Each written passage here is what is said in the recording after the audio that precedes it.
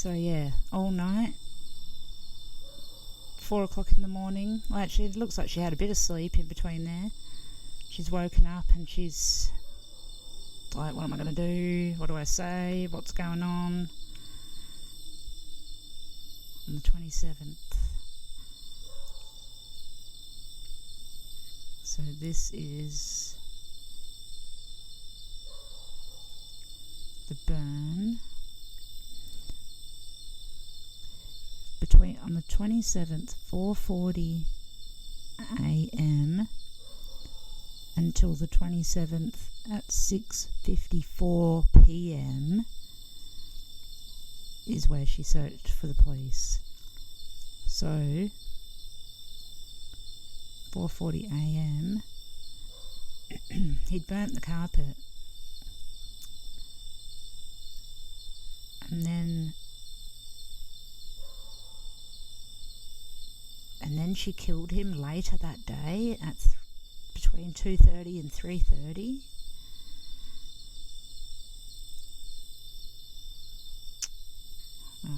Okay. Then it's today's flight. It's like a figuring out flights. Can Nintendo find my Switch? CarNet, Volkswagen. And then the really interesting one, they are asking for our son's toothbrush, but said nothing is wrong.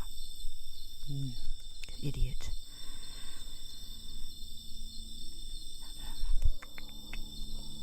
This doesn't say much. There's a few other search terms that were deleted from her phone. Find me a new husband. I feel like I'm just a nanny, not a stepmom. My husband uses me to babysit his kids.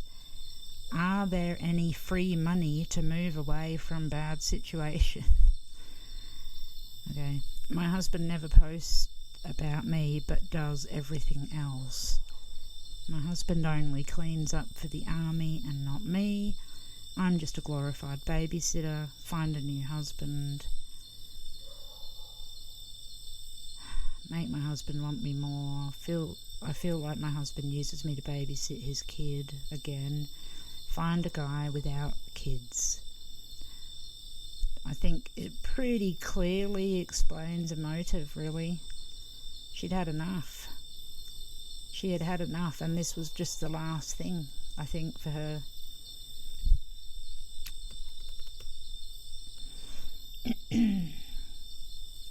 During the first 24 to 48 hours surrounding the disappearance of a child, it's reasonable to assume that a parent or step-parent would contribute to searching. In the 24 to 48 hours surrounding Gannon's disappearance, Letecia rented a vehicle, turned her cell phone off, washed her Volkswagen immediately prior to coming to the police station, evaded law enforcement's attempts to conduct an in-depth interview, and did not participate in the search for Gannon. On Tuesday the 28th, between 8:48 a.m. and 8:54, Letecia instructed Harley to pull your car into the garage via text message, presumably to temporarily cover up any potential evidence. To be clear, Harley has her own vehicle, specifically another Volkswagen. At approximately 4:04 to 4:17, investigators asked Letecia for Gannon's toothbrush. At about 4:19, Letecia did a search on her browser if they ask for our son's toothbrush, but said nothing is wrong. Okay. At about 4:31, Letecia has a text conversation with Al. Something isn't right, Letecia says. I think they're hiding something. Mr. Stauch, Al, says, who's the police? Letecia, yes, they asked for toothbrushes.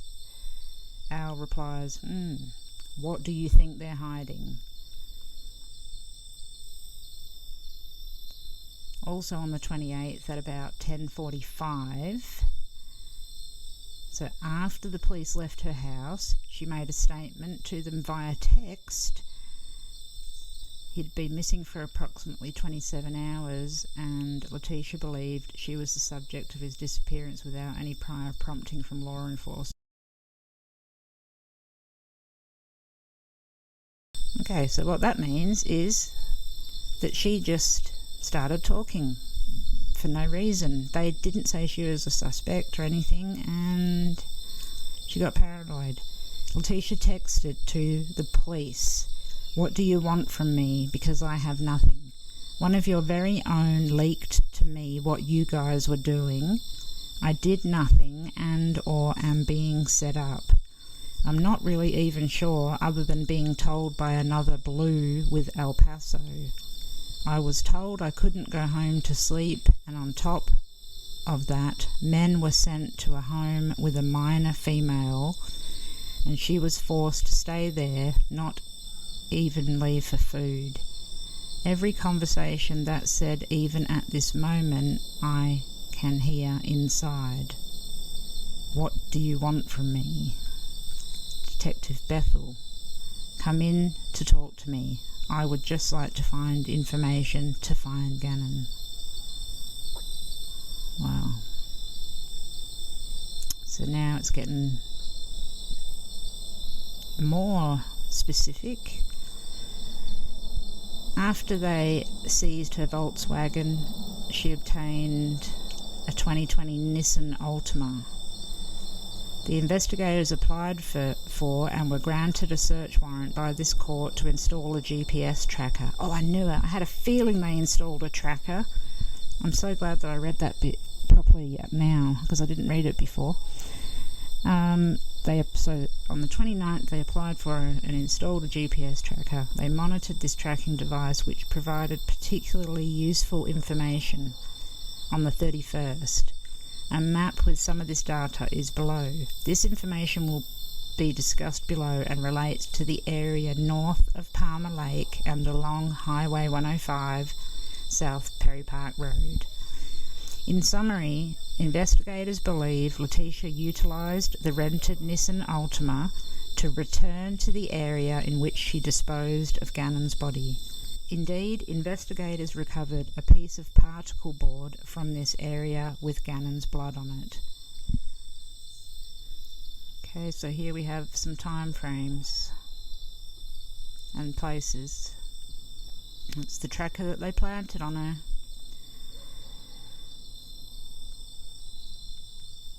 The fact Letecia came back to this area on January 31st is significant, and investigators have not uncovered any evidence that Letecia has family or friends in that area or any legitimate reason for her presence in that area other than to dispose of incriminating evidence.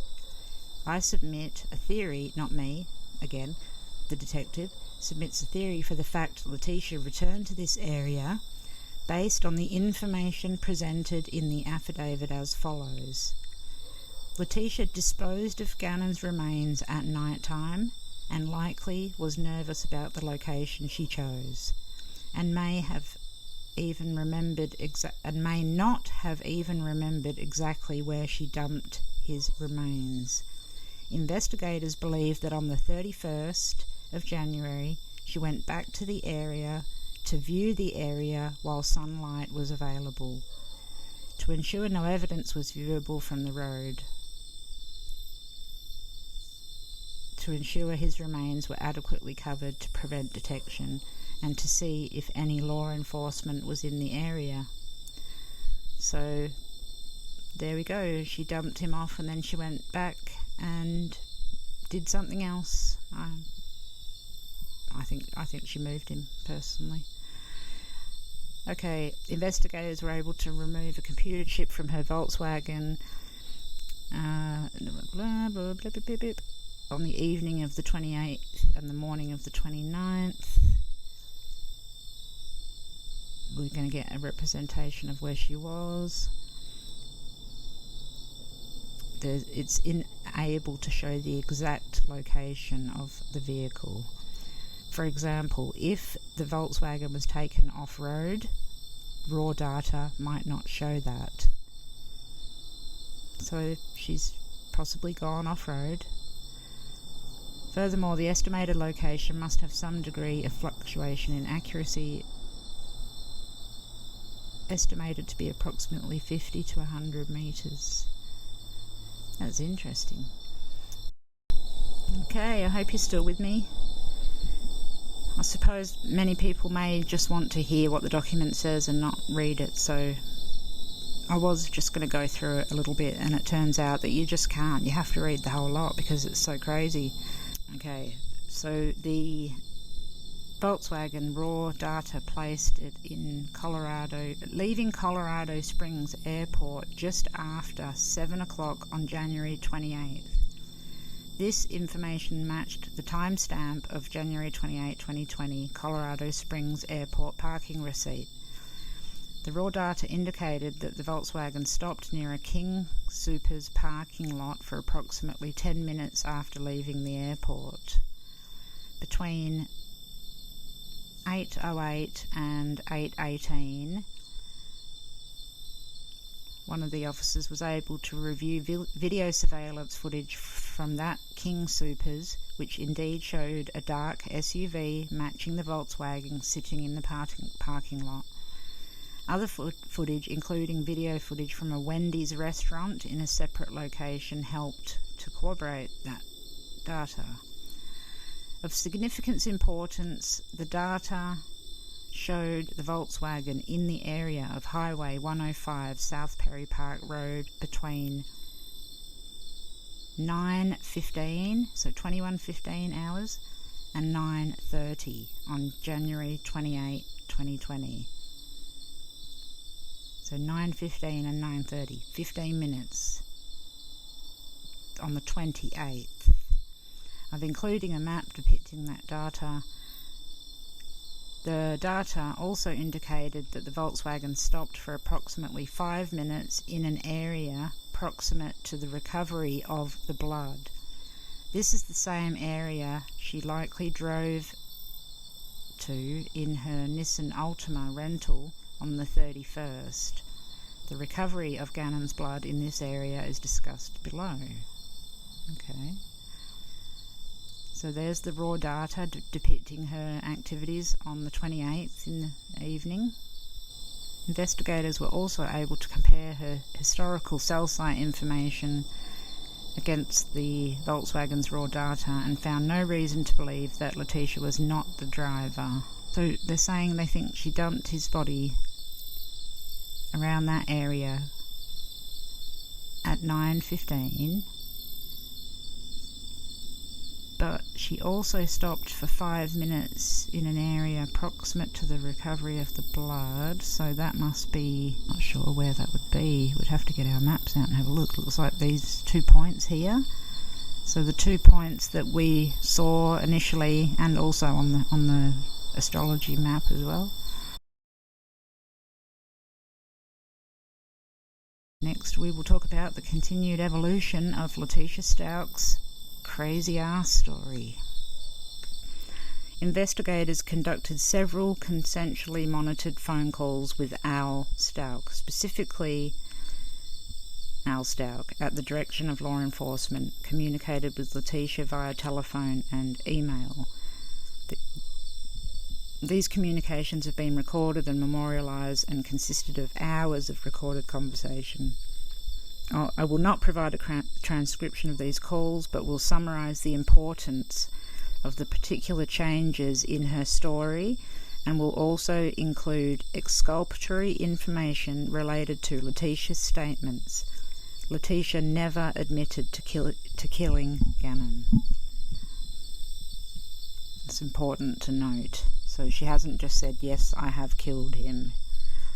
For the purpose of refreshing the court, here is the summary of her statements to Al, or the media, directed through the media and or to Mr. Stauch. On the 27th, Letecia stated, Gannon left to play at a friend's house and did not come home at 6 o'clock like he was supposed to. On the 29th, she was held at gunpoint, raped, and Gannon was abducted by her rapist. I don't even know that. So she told Al that one of the other children were raped. She was held at gunpoint, raped, and Gannon was abducted by her rapist. Wow, okay. Within Letecia's falsehoods, there are details corroborated by physical evidence that would be near impossible to know without being intimately involved in the murder. Letecia has made statements to explain blood on the walls in Gannon's bedroom, blood on the rear bumper of the car, and blood in the garage. Details of the location of blood evidence has not been released to the media nor to Letecia and has been closely held throughout this investigation. Furthermore, Letecia has continued to provide alibis for her physical locations not previously disclosed to her investigators. Her statements continue to evolve in a dramatic way and are all remarkably different from the original report. The majority of the conversations between Letecia and Al began around February 13th. Over several days, her story continued to change. During a phone call on the 13th, Letecia stated that Gannon was burned by a candle to the point that his skin bubbled, and that Gannon peeled the burns off and wiped blood on his bedroom wall.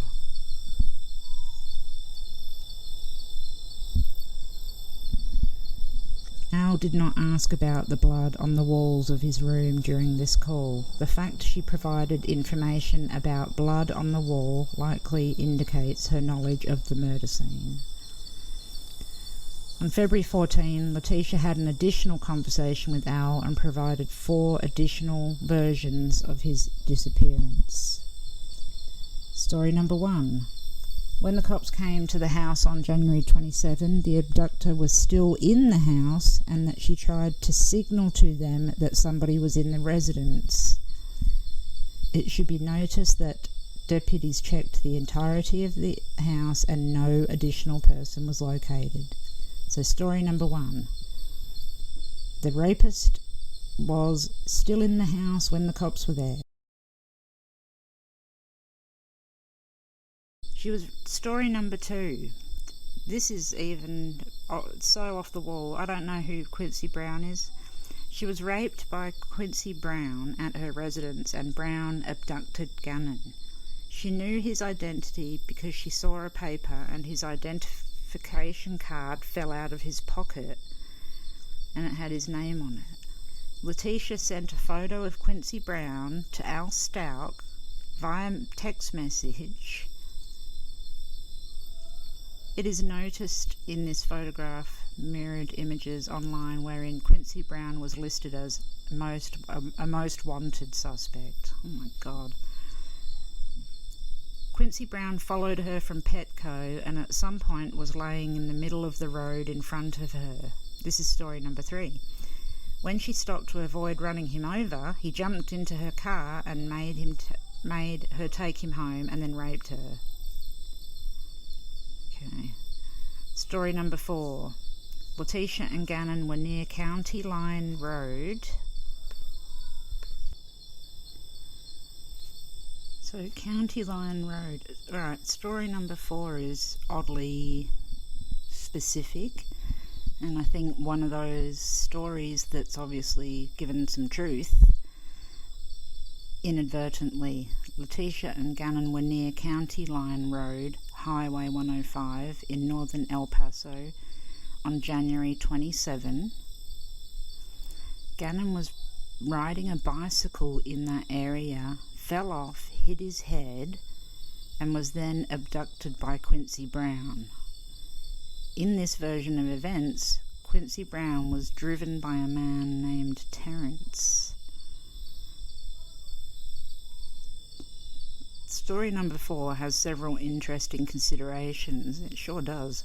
During the period of February 12 to 14, it was public knowledge by virtue of media coverage that investigators were searching for Gannon in the area of Highway 105, South Perry Park Road, near the El Paso County line. Letecia brought this location up on her own without prompt during a conversation and provided an alibi for why she was in that area. Letecia was adamant that investigators' efforts to search for Gannon in that area would be futile. This area turned out to be significant based on her Volkswagen's location on January 28, and that Gannon's blood was found in this area, as discussed below in more detail. Furthermore, as mentioned, she also drove through this same area in her Nissan Altima rental vehicle on January 31st. Based on the raw data received from the Volkswagen, Letecia was likely in the area of Highway 105 South Perry Park Road on the evening of January 28.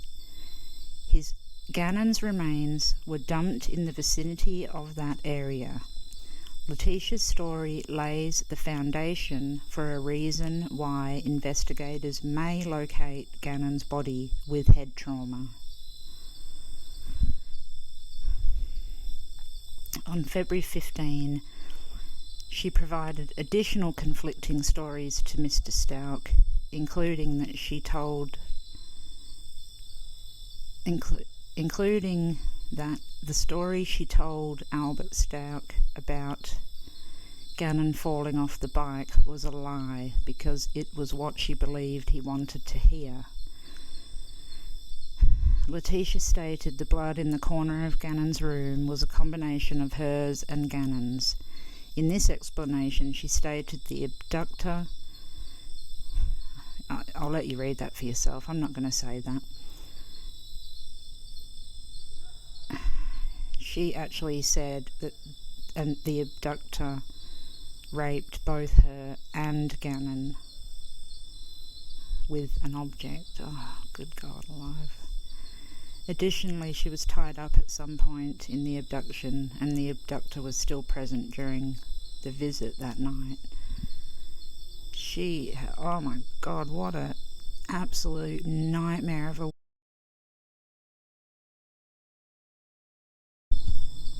So let's delve into the rabbit hole of crazier. Who's Quincy Brown?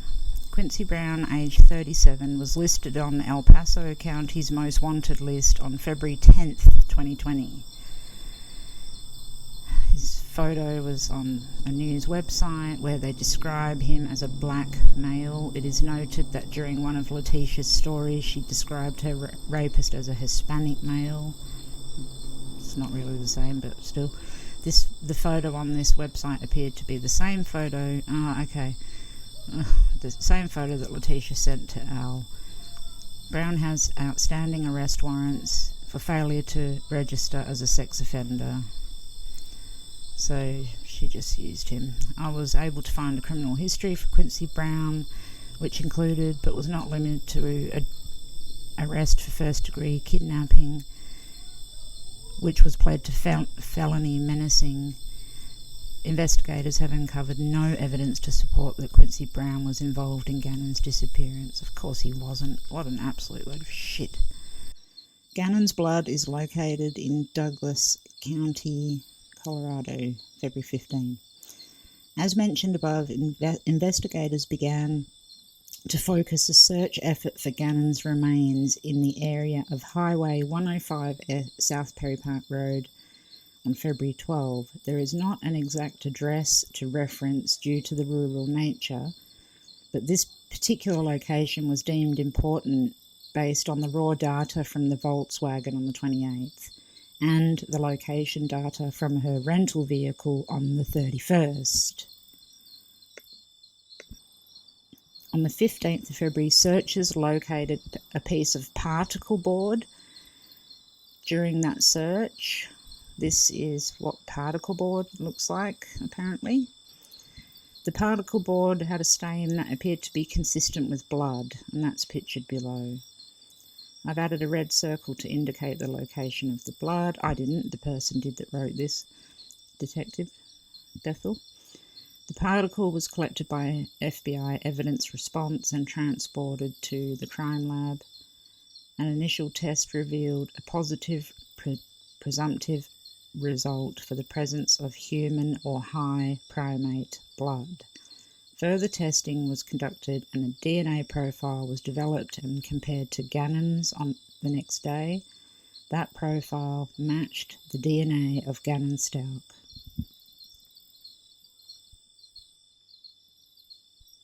And we can't, well, you can see the particle board here with the piece missing.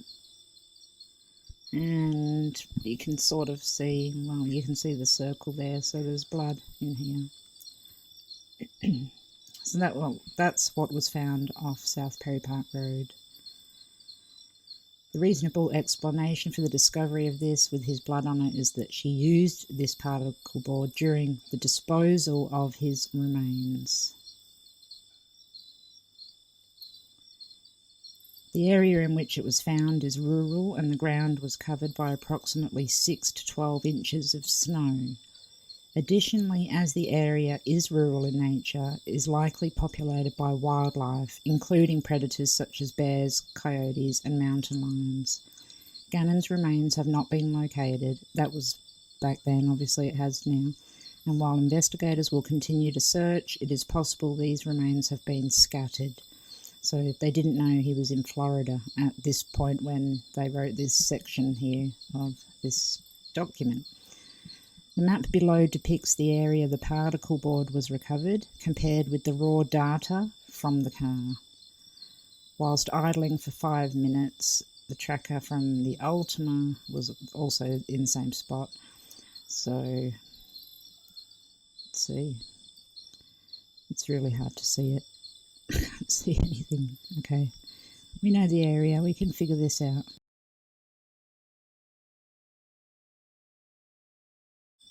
Okay, so the board was found here. And then up here, oh, hang on. There's a circle there, so that could be the Volkswagen data or the GPS tracker, or both. Okay, so we have a spot down here off 105. So we'll get the map out in a minute and have a look. And then the board was found here. So, okay, I know that this is along the mountain edge, sort of Palmer Park or whatever it was. Approximate location. And so South Perry Park Road. This is the Ultima and the Volkswagen. This is where the board was found, I think. See, board found. That's definitely the board found. This is definitely something, and I can see 2 lines of writing. But it also appears that maybe there's something up here. Hopefully we'll get a better picture of that, but let's remember this for the map that we'll have a look at. The next crazy bit, because believe it or not, obviously, well, as you know, it's not over, but there's still more crazy things between. So on the 16th and the 17th, she told people different things. On the 17th, she told somebody that she was going to fly to Colorado and take a lie detector test, and then she also said that they think she's still in Colorado, which she wasn't. She was in, like, Myrtle Beach or whatever, wherever she went, I think. On February 17, she told an unknown female that she's going to take a lie detector test and that the test is not admissible in court and no law enforcement would be present. And here we get to real crazy again. February 18, at about 10:14, Letecia called this number. The detective conducted research on the phone and learned that it was associated with FakePolygraph.com. During that phone call, Letecia stated she never got a confirmation for a test she paid for. Letecia provided the spelling of her name, and before disconnecting the call, the unknown male stated he would resend her the results to her email. This detective viewed the website fakepolygraph.com and found the following information.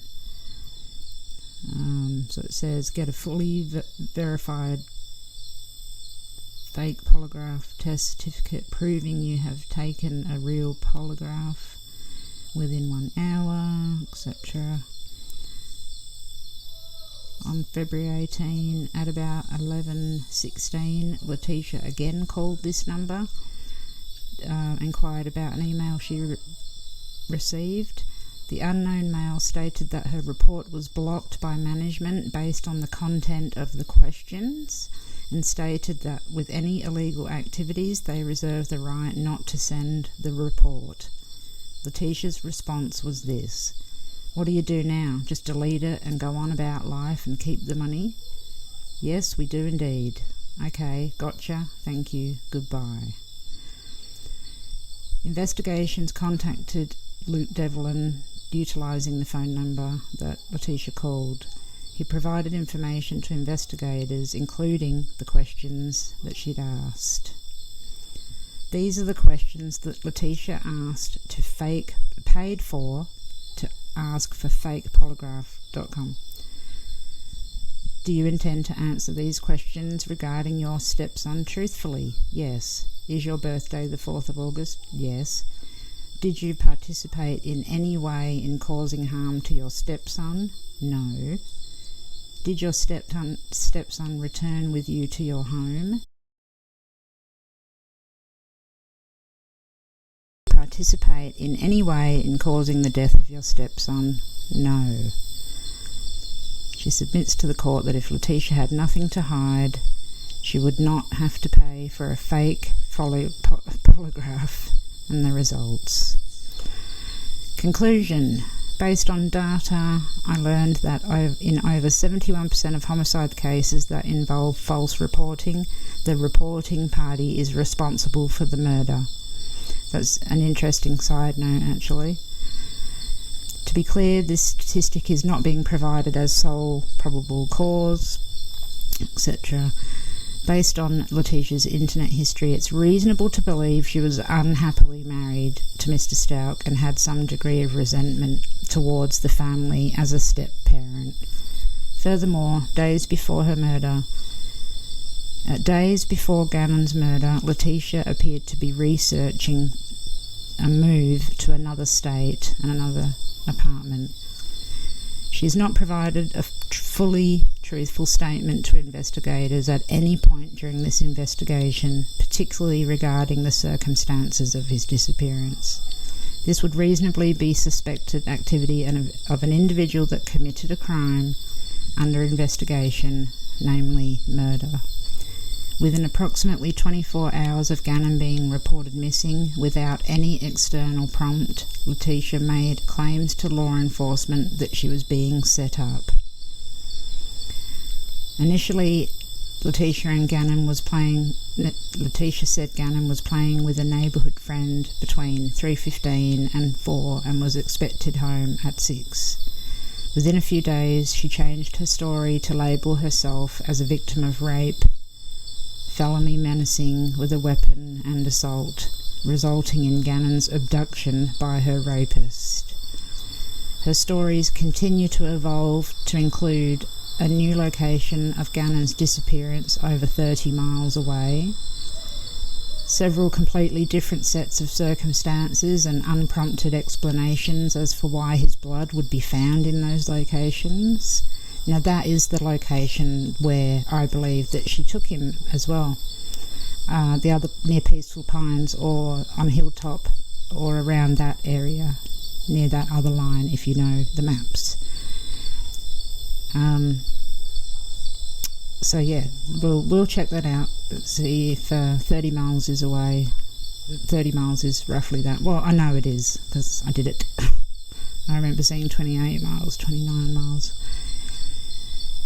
Okay, Letecia was unable to provide a logical reason why she rented another vehicle while she still had access to the Volkswagen. Based on the aforementioned facts, it is likely because it contained the remains of or evidence of Gannon's remains based on positive reactions to luminol in the Volkswagen on the bumper, indicating the likely presence of blood on the rear tailgate. a suspected blood sample from the interior of the trunk returned a negative result for the presumption of blood. Gannon's mattress has a large red stain on it that is consistent with blood. Based on the orientation of the mattress in the room, it appears that is where Gannon's head and upper torso would have been. Below that same area, a substance that was confirmed as blood by the crime lab soaked through the carpet, the pad, and stained the concrete. The blood matches the DNA profile for Gannon Stauch. In the same area, blood samples taken from the wall, namely an electrical outlet, were also confirmed to match Gannon's DNA profile. His profile again and blood was found on a piece of particle board in the area of 105 South Park Perry Road. This area is consistent with her travels on the 28th and the 31st and the trackers placed in her Nissan Altima and from the Volkswagen. During her stories to Mr. Stauch without prompt, she provided explanations for why blood would be on the wall. Other than Letecia being present for Gannon's murder and being present for the cleaning of the murder scene, there's no reasonable explanation for how Letecia would know there was blood on Gannon's wall, as evidence had not been released to the media. Again, without prompt, Letecia provided an alibi as to where she was the day the particle board was. By combining cell tower data, reviewing video surveillance and home security systems logs, investigators believe, based on the evidence, the only 3 individuals with access to Gannon on the afternoon of the 27th were Letecia, Harley and 8-year-old Lena. With the exception of Lena, who is not considered a suspect, it appears nobody other than Letecia was with Gannon at the Stauch residence between the hours of 2:16 and 5:34 on January 27, when investigators suspect Letecia murdered Gannon. At this point in time, Gannon had been missing for approximately 4 weeks. There's been national news attention, local efforts, posters, social media. Nobody can find him. 200 volunteers. Says nobody's heard from him. Letecia was the last person to see him alive. And that's it. So obviously there's more to that now. We know where he was, and there's a whole second half to the story because she fled. She dumped his body somewhere else, probably a third location. She then attacked the people on the way home. She is an absolute nutcase. This was written only 4 weeks after his disappearance. This is how much they knew then. So it's absolutely no wonder they got her so quickly. And I'm so glad that Gannon reached out and that he was found so he could be brought home, and that this woman goes to jail where she belongs. If I have to say it, she did commit the murders. I mean, there's offences here. So I don't think I don't think there's anything that's going to say that she didn't do it. And I think it's pretty clear sort of what happened here. Obviously there is missing time. There are a few areas where you could think other things may have occurred, but I believe that the police have done such a thorough job from reading this and seeing what we've seen that they know that he was murdered in his bedroom at that time. So that's really blown me away. He actually did come home that day and was murdered just after. And who would have ever thought that that would have been the case? I certainly didn't think so. Unless I'm reading this wrong. If you think, no, what you've said is wrong, please tell me, because it is confusing. But as far as I can see from what I've digested, she did bring him home that day in the car, and then she killed him within half an hour. So what did she do with him all day? What happened? There is a lot of things in between during the day, obviously, that they don't know. But they don't know then. I feel like they do know it now. Now, it's too hard to wrap my head around what it would be and what's really going on, but what I need to glean from all this is that there's a bunch of times and dates, and that will help me learn to hone my skill a little bit better. And I'm just so thankful that Gannon's been found, and I'm glad that they did release this redacted document to make everybody understand what's going on and possibly push it further and get more information. Maybe people will go, oh, this and this adds up, and now, oh, she sent me a message. Maybe I should show it. It's possible. She spent 10 hours on Facebook in 2 days. But thank you for watching, and I'm so glad to know now that they know exactly what's going on, and that Gannon was leading the way the entire time to make sure that this crazy woman who allegedly did these things and killed Gannon was caught and put behind bars, and thank God she is. Okay guys, take care and talk to you soon.